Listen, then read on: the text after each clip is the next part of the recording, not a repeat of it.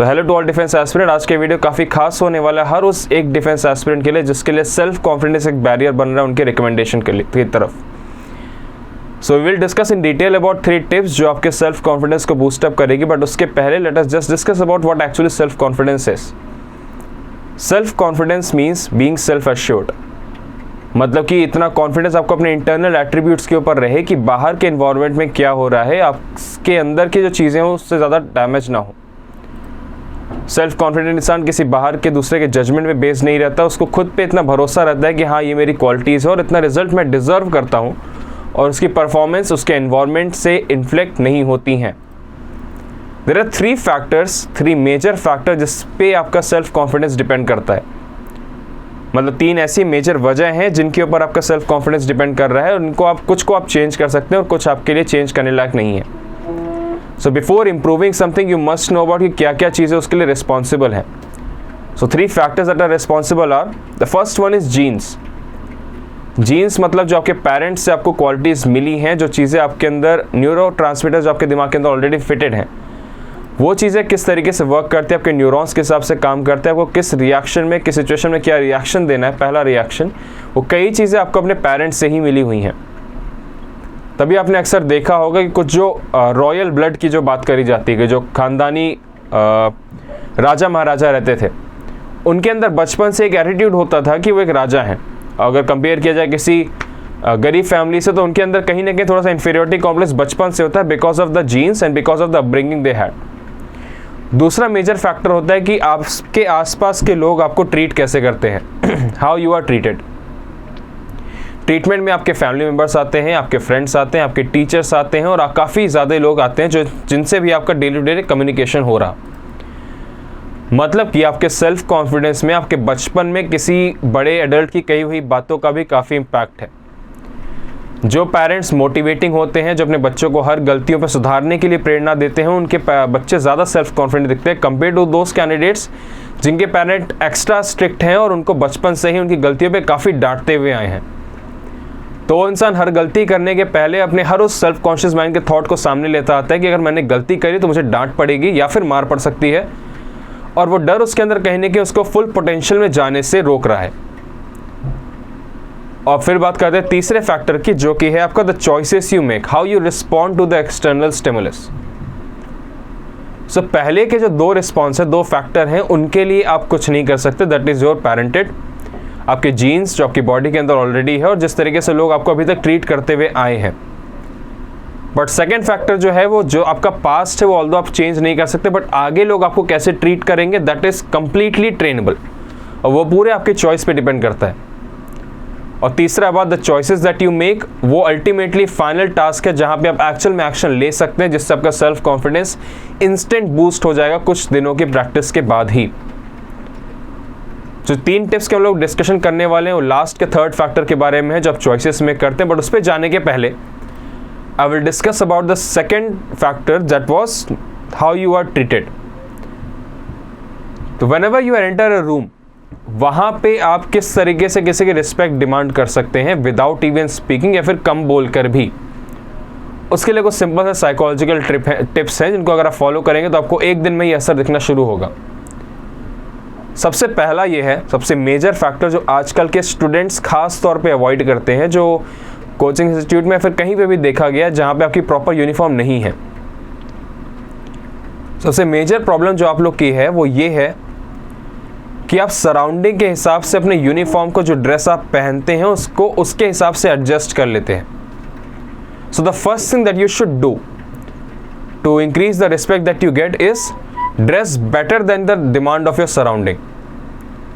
Simple सा एक coat है जिसको आई यूजुअली ऑलवेज फॉलो, और आपके लिए भी काफ़ी हेल्पफुल रहेगा। The quote is as simple as that कि do not dress for the job that you have, always dress for the job that you want. आप कभी भी उस जॉब के लिए खुद को कपड़े मत पहनाओ जिस जॉब पे आप अभी हो प्रेजेंटली। आप हमेशा उस जॉब के लिए आप ड्रेस पहनना शुरू करो जिसकी आपके अंदर डिज़ायर है। मतलब कि अगर आपको कल जाके किसी आर्मी ऑफिसर की यूनिफॉर्म में खुद को देखना है, तो आप आज चप्पल पहन के घर के बाहर नहीं जा सकते। स्लीपर्स में, सैंडल्स में, लोवर्स में, शॉर्ट्स में घर के बाहर निकलना एकदम बंद कर दें। फॉर्मल्स में अगर आप कहीं जाते हो तो डेफिनेटली आपका जो रिस्पेक्ट लेवल है वो ज़्यादा ही होता है। आपने कई बार ये नोटिस किया भी होगा कि आपका जो कॉन्फिडेंस लेवल है, जो रिस्पेक्ट से आपको लोग देखते हैं, वो अक्सर अगर कंपेयर किया जाए कभी सुबह के आपके मॉर्निंग वॉक में और शाम में अगर आपको कहीं पे वेडिंग सेरेमनी जहाँ पे आपने सूट एंड फॉर्मल्स पहना है, शादियों में लोग आपको रिस्पेक्ट ज़्यादा देंगे, अच्छे तरीके से बात करेंगे as compare to the morning walk. तो डेफिनेटली आपके ड्रेस का काफ़ी असर पड़ता है आपके सेल्फ कॉन्फिडेंस पे, जितनी रिस्पेक्ट लोग आपको देते हैं, बिकॉज आपका ड्रेस ये सामने वाले को शो करता है कि आपकी कितनी वैल्यू करनी चाहिए। पहली टिप ये होगी। दूसरी टिप, जब भी आप बात करें तो अपनी बात में थोड़ी सी ठहराव को लेके आएँ और आपकी जो वॉइस है उसको हल्का सा हैवी करें। आपके वॉइस का रजिस्टर होता है, रजिस्टर मतलब कि आपकी वॉइस किस तरीके से साउंड कर रही। पहला होता है नोज का रजिस्टर, आपकी वॉइस थोड़ी सी पैनी साउंड करेगी। Second one is your throat register, जहाँ पे आपकी आवाज़ थोड़ी पतली साउंड करेगी बट दूर तक जाएगी। And third one is your stomach और योर हार्ट रजिस्टर, जहाँ से आपकी आवाज़ थोड़ी हैवी आती है और वो थोड़ा सा इम्पैक्टफुल ज़्यादा रहती है। आपने कितने भी अच्छे पॉलिटिशियन को, कितने भी बढ़िया लीडर्स को देखा होगा जिनकी वॉइस हैवी रहती है, एंड बिकॉज हैवी वॉइस का होना, डेप्थ वॉइस का होना और आराम से बोलना शो करता है सामने वाले को कि कहीं ना कहीं आपके अंदर एक पावर है, आपके अंदर एक अथॉरिटी है, वो आपको अपने आप रिस्पेक्ट से बात करना शुरू कर देगा। अगर आपने अपनी लाइफ में किसी पॉलिटिशियन से बात करी है या फिर किसी पॉलिटिशियन की स्पीच को भी सुना है तो यू विल नोटिस जो अच्छे पॉलिटिशियन, उनकी आवाज़ में ठहराव काफ़ी रहता है। They take proper pause before speaking any certain word, या फिर any good leader that you are looking for, any good speaker, they always take proper pause. And third thing, smile. Keep a small 10% smile on your face. उसके बाद से आपका चेहरा थोड़ा cheerful रहेगा और लोग आपसे बात करने के लिए खुलेंगे ज़्यादा, और लोग एक बार आपसे बात करने की कोशिश करेंगे ताकि आप उनको रिस्पेक्ट दो, तो अपने आप वो आपसे कुछ अच्छे तरीके से ही बात करना शुरू करेंगे। But unnecessary over smiling face या ओवर जॉयस फेस कभी कभार गलत इंपैक्ट देता है और लोग आपको ओवर फ्रेंडली जान के आपके रिस्पेक्ट करना थोड़ा कम कर देंगे। बिकॉज जो ज़्यादा हंसता है फिर ओवर फ्रेंडली होता है, वो कहीं ना कहीं थोड़ा सा डेस्परेशन शो करता है सबकॉन्शियसली कि इस इंसान को दोस्ती करने की ज़रूरत ज़्यादा है। और जिस इंसान के अंदर ज़रूरत दिखती है कि उसको मुझसे बात करने की ज़रूरत है, लोग अपने आप अपनी वैल्यू को बढ़ा देते हैं और आपकी वैल्यू को अपने सामने घटा देते हैं। Definitely keep a cheerful face, but over friendly आपको कभी भी नहीं होना है। ये था सेकेंड फैक्टर जो आपके हाउ यू आर ट्रीटेड को आप कहीं ना कहीं काफ़ी हद तक कंट्रोल कर सकते हैं। Now we will discuss in detail about the major part. जो 3 टिप्स हम लोग को डिस्कस करनी है to raise your self confidence. पहला टिप है, will talk about quick fix. Short term आपके पास सॉल्यूशन क्या है कि आप कुछ दिनों में अपने सेल्फ कॉन्फिडेंस को किस तरीके से प्रोजेक्शन आप बेहतर कर सकते हैं। सबसे पहला है, किसी भी काम को शुरू करने के पहले जहां पे आपको कॉन्फिडेंस को प्रोजेक्ट करना है, खुद को टास्क के कंप्लीशन के बाद विक्टोरियस साइन में देखना शुरू करें। अगर आप एसएसबी देने जा रहे हैं और अगर आपको खुद को रिकमेंडेशन चेस्ट नंबर में देखना है, देन स्टार्ट विजुअलाइजिंग योरसेल्फ कि आपको चेस्ट नंबर मिल चुका है। उस फीलिंग को आप फील करें कि उस रिकमेंडेशन को मिलने के बाद आपको कैसा फील होगा, और एग्जैक्टली उसी फीलिंग के साथ आप प्रेजेंट करना खुद को शुरू करें। सबसे सिंपल साइकोलॉजी ये है कि आप खुद को ये सोच के जाएं कि आप एक ऑलरेडी ऑफिसर हैं और एसएसबी का जो आपका प्रोसीजर हो रहा है वो सिर्फ और सिर्फ एक फॉर्मेलिटी आपसे कराई जा रही है कि आप वहाँ पर सिर्फ पेपर वर्क करने गए और आप एक ऑलरेडी ऑफिसर बन चुके हैं। तो आपके बात करने का तरीका, आपके चलने का तरीका, आपके लोगों को से ट्रीट करने का तरीका काफ़ी बदल जाएगा और ये काफ़ी इम्पैक्ट डालता है आपके शॉर्ट टर्म सेल्फ कॉन्फिडेंस पे। दूसरा चीज़ आप कर सकते हैं, किसी भी टास्क के पहले अगर पॉसिबल हो तो आप एक डीप बेस का म्यूज़िक सुनना शुरू करें। साइकोलॉजिकली और स्टडीज़ ने प्रूव किया है कि आप अगर डीप बेस की स्टडी सुनते हैं उसमें बेस ज़्यादा हो गाने का। और try for the English songs, because वहाँ पे आपका फोकस म्यूज़िक पे ज़्यादा रहेगा। They have better EDM system as compare to few of the Bollywood songs. उनको सुनने से आपका कॉन्फिडेंस लेवल थोड़ा बढ़ेगा। दूसरा आप कर सकते हैं पावर पोज, बॉडी पोस्चर। अगर आपके हाथ बॉडी ओपन है, शोल्डर्स आपके रोल बैक हैं और आपके चेस्ट अप है और आप आई कांटेक्ट लगातार मेंटेन करके किसी से भी बात करें तो आपका कॉन्फिडेंस काफ़ी ज़्यादा बेहतर माना जाता है। Third one is, and the last one for this point is pep talk. Pep talk का मतलब होता है खुद को इंकरेज करने वाली बातें। Like doctor APJ Abdul Kalam की काफ़ी अच्छी स्पीच, अगर आप उसको गूगल पे सर्च करेंगे, ही टॉक्स अबाउट 5 स्टेटमेंट जो आपको हमेशा सुबह होते ही खुद को अफर्म करने चाहिए, affirmations. Like this is my day, this is a beautiful day, सारी कई अफर्मेशन है, you can just search on that on the Google. या अपनी खुद की भी आप अफर्मेशन बना सकते हैं कि किसी भी चीज़ के काम को शुरू करने के पहले खुद को आप पेप टॉक दें। हिंदी में हो या इंग्लिश में हो, इट डजंट रियली मैटर, आप दोनों तरीके से उस चीज़ को कर सकते हैं। For example like what I usually do for before any speech or before any public talk most of the times is I usually go in the front of a mirror। Power pose का मतलब जो victory pose होता है, आपके दोनों हाथ Y structure में ऊपर रहेंगे जीतने के बाद जो अपने आप होता है। और इसका स्टडीज ने प्रूव किया था कि ये कोई दिखावे वाला पोस्चर नहीं है।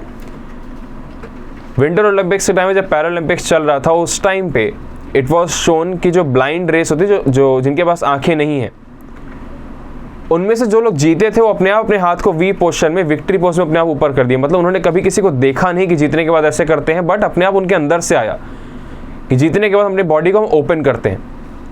So before giving any speech, before giving any talk, before going to any stressful situation, अगर आप बॉडी पोस्चर को आप विक्ट्री पोजीशन में लाएंगे तो आपको कहीं ना कहीं सेल्फ कॉन्फिडेंस बेस्ट होगा। अगर मिरर है या फ्रंट कैमरा तो खुद को देख के आप खुद को I am awesome, I can do this, इस टाइप के पेप टॉक आप खुद को लगातार देते रहे। ये सारे सॉल्यूशन आपके शॉर्ट टर्म सेल्फ कॉन्फिडेंस को बूस्ट अप करने के लिए काफ़ी अच्छे हैं, बट ये आपको लॉन्ग टर्म सॉल्यूशन नहीं प्रोवाइड करेंगे कि आपके पर्सनालिटी के अंदर ये पूरे तरीके से इनबिल्ट हो जाए। उसके लिए आपके नेक्स्ट 2 टिप है। First one is you should have believe to ability to improve. कोई भी इंसान कभी भी बचपन से कोई सी भी स्किल सेट के साथ पैदा नहीं हुआ है, उसने हर चीज़ को सीखा है। So start training the self confidence quality as a muscle.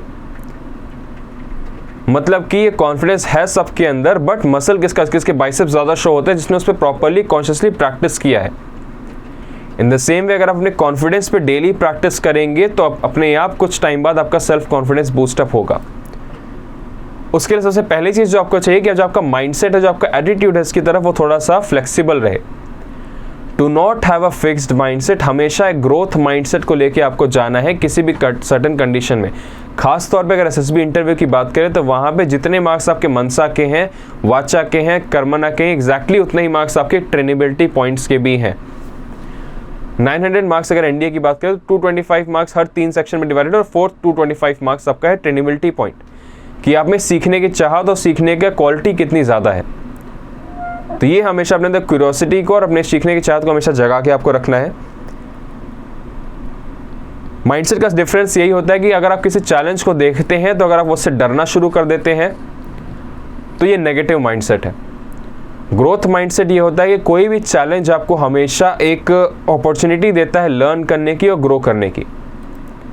So always keep this fact in mind कि अगर आप चैलेंज में फेल हुए भी तो भी आप कोई चीज़ें सीख के ही आगे बढ़ेंगे। So in both scenarios you have a win win situation. जैसा कि अक्सर मैंने कई वीडियोस में कहा भी है कि अगर किसी इंसान को डिफेंस में नहीं भी जाना है तो भी उसको एटलीस्ट लाइफ में एक बार एसएसबी का एक्सपीरियंस लेना चाहिए, बिकॉज वो आपकी पर्सनालिटी को काफ़ी बदल देता है। That gives you opportunity to learn and grow. और खास तौर पे ये बात कितने भी रिपीटर्स अगर इस वीडियो को देख रहे हैं, they can truly relate to this कि एसएसबी में जाने के पहले और एसएसबी से निकलने के बाद उनकी पर्सनालिटी में काफ़ी डिफरेंस हुआ था सिर्फ 4 से 5 दिनों में।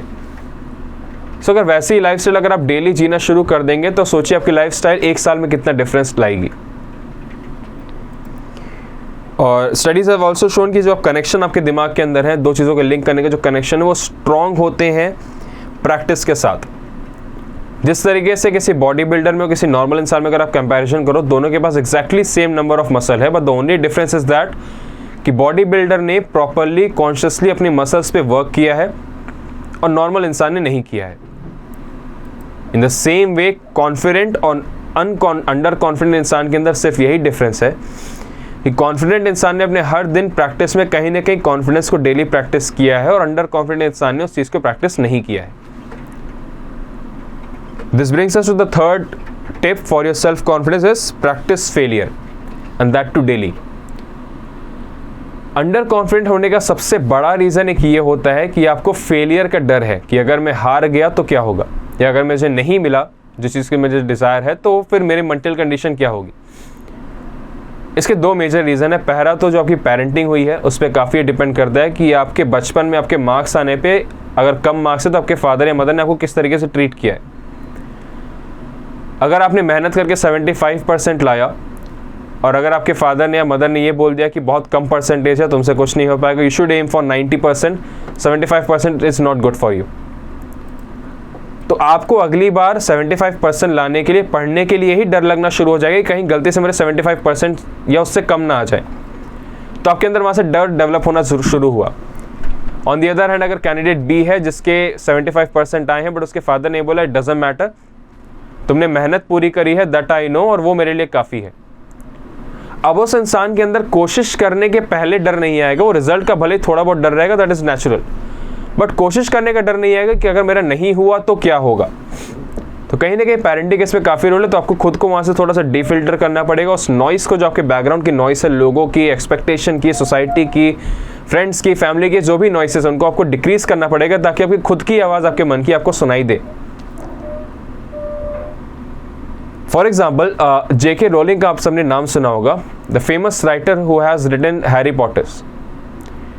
हैरी पॉटर की जो बुक है इट इज़ वर्ल्ड फेमस और काफ़ी ज़्यादा पैसे उनको इसके लिए मिले और काफ़ी famous, it is a evergreen book, evergreen novels. और शायद कुछ ही लोगों को पता होगा कि इस बुक को पब्लिश करने के पहले 12 पब्लिशर ने जेके रोलिंग को ये बोला था कि आपका बुक कंटेंट पढ़ने लायक नहीं है और ये कभी फेमस नहीं होगा। सो अगर उस फेलियर से डर के जेके रोलिंग ने अगले 13वें पब्लिशर के पास नहीं गई होती तो शायद उनका नाम आज कोई नहीं जानता और इतनी अच्छी बुक, इतने अच्छे कंटेंट, इतनी अच्छी मूवीज़ हमारी जनरेशन को देखने को ना मिलती। और भी बहुत सी फेलियर की स्टोरीज हैं कि जो ओवरनाइट सक्सेस जैसी कोई चीज़ नहीं होती है। So if you go on the YouTube you will find various stories जहाँ पे आपको पता चलेगा कि अच्छी सक्सेस मिलने के पहले उन्होंने कई बार फेल हुए हैं, फिर ट्राई किया, फिर फेल हुए हैं, फिर ट्राई किया, ऐसे करते करते रिपीटेटिव अटेम्प्ट्स के बाद ही मैक्सिमम लोगों को सक्सेस मिलती है। बहुत कम ही ऐसे लकी लोग हैं जिनकी पहली अटेम्प्ट में रिकमेंडेशन हो गया, पहली अटेम्प्ट उनको सारी सक्सेस मिल गई, सारी खुशियाँ। बट मेजॉरिटी केस में ऐसा नहीं होगा। So you should take that opportunity to learn. और इस स्टडीज ने शो भी किया है कि जो पीपल रेगुलरली फेल करते हैं उनका जो रिस्पॉन्ड होता है सेटबैक्स का, जो रिएक्शन होता है किसी भी सेटबैक का, किसी फेलियर का, वो बेहतर होता है as compare to the person who has not faced stressful situation.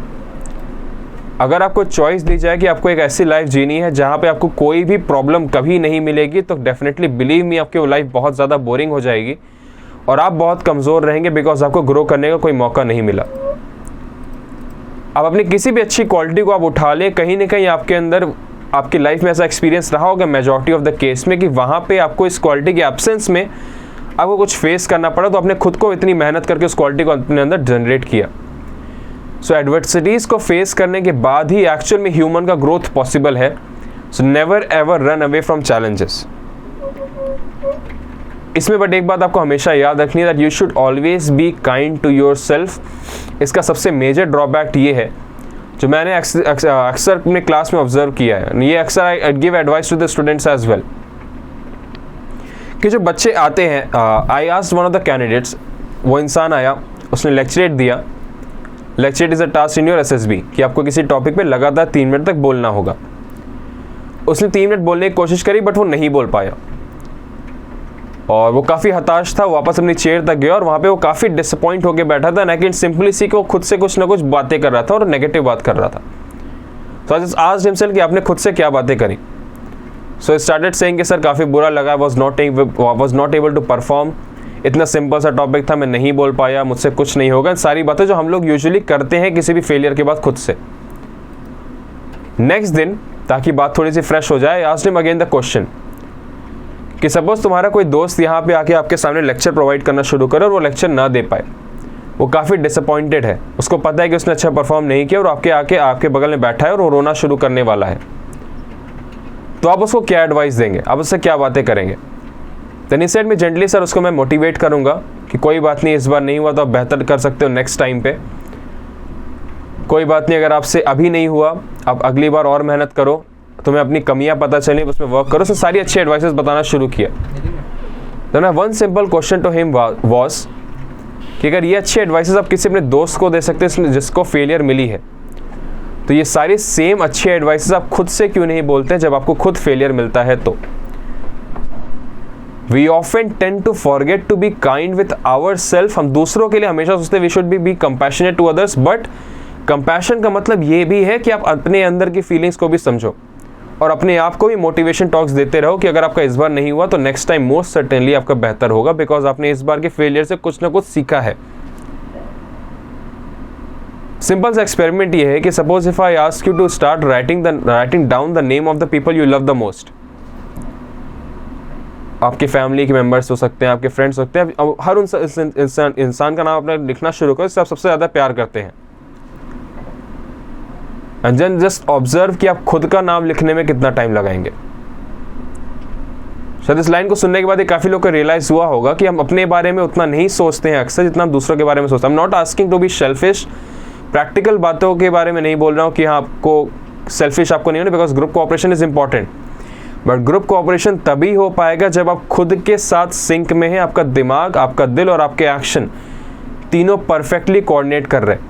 Mahatma Gandhi ने भी एक बार कहा था, the ultimate peace is when your mind, when your body and when your soul, all three of them work together. और actual में आपका मनसा, वाचा और कर्मना एग्जैक्टली यही है, that what you do, what you speak and what you think are all in sync. So with all of these tips, I hope ये सारी चीज़ें आपके लिए थोड़ी हेल्पफुल रहेंगी। I would like कि आप इन सब चीज़ों को ट्राई करें और देन कमेंट बॉक्स में बताएं कुछ दिनों बाद कि क्या आपको इन सारी चीज़ों को प्रैक्टिस करने के बाद कुछ कॉन्फिडेंस में बूस्टअप दिख रहा है या फिर नहीं। I would really love to hear your stories of growth. और मुझे अगर एक भी कैंडिडेट ऐसा मिलता है कि उसने ग्रोथ करी इस वीडियो के बाद से, then I think the purpose of this video will be fulfilled.